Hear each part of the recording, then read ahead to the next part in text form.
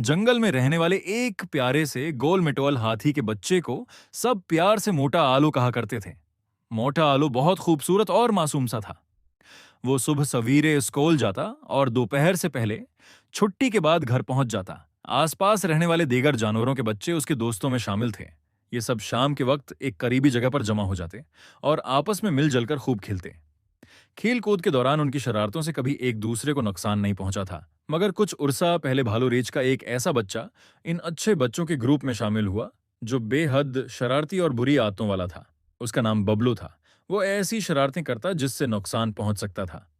मोटा आलू और उसके दोस्त अभी उसकी शरारतों से आगाह नहीं थे, इसलिए वो उसे भी शरीफ बच्चा समझकर साथ खिला लिया करते थे। एक दिन ना जाने बबलू को क्या सूझी, उसने मोटे आलू से कहा, तुम्हारी सौंड बहुत अच्छी है, मगर उसकी लंबाई कुछ कम है। मेरे ख्याल में ये कमी पूरी हो सकती है। अच्छा, मगर मैंने तो आज तक ऐसी कोई बात नहीं सोची। मेरे अम्मी अबू ने भी मुझे कभी ये नहीं बताया। मोटे आलू ने परेशानी से कहा, देखो, जो मुझे महसूस हुआ मैंने कह दिया, अब तुम्हारी मर्जी है। ये कहकर बबलू आगे की तरफ चल पड़ा। मोटा आलू घबराकर उसके पीछे भागा। अरे भाई, मेरी बात तो सुनो।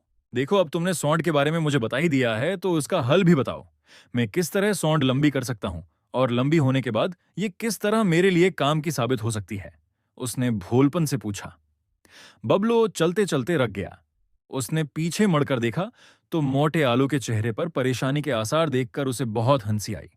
वो अंदर ही अंदर हंसने लगा, अपने चेहरे से जाहिर नहीं होने दिया कि वो उसके साथ मजाक कर रहा है। तुम जितनी चाहोगे सौंड लंबी हो जाएगी। बस जिस दिन तुम्हारी अम्मी घर पर ना हो उस रोज मुझे बता देना। मुझे एक ऐसा जादू आता है कि जिससे तुम्हारी सौंड दरख्त की बुलंदियों तक पहुंच सकती है। कितना भी ऊंचा दरख्त हो, तुम उस तक अपनी सौंड पहुंचाकर उस पर लगे फल तोड़कर खा लिया करोगे। बबलू ने चेहरे पर संजीदगी तारी करते हुए कहा, अरे वाह, ये तो वाकई बहुत खूब रहेगा।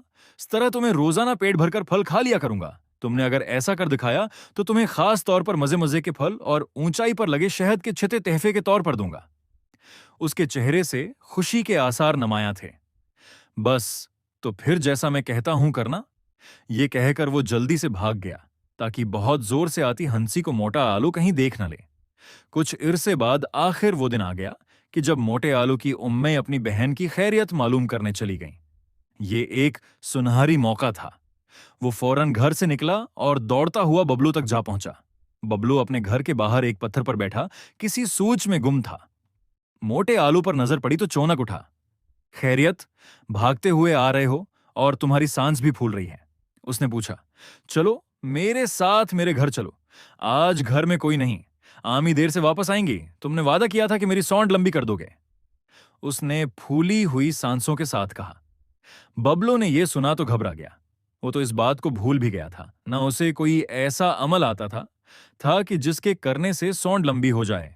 लेकिन अब क्या क्या जा सकता था। कुछ ना कुछ करना पड़ेगा, वरना यह बेवकूफ मेरी जान नहीं छोड़ेगा। उसने दिल में सोचा, ठीक है, आज ये काम हो जाएगा, चलो चलते हैं। ये कहकर वो उठ खड़ा हुआ और मोटे आलू के साथ चल दिया। रास्ते में वो सोचता रहा कि क्या क्या जाए जिससे मोटे आलू की सौंड लंबी हो जाए और मेरी इज्जत रह जाए।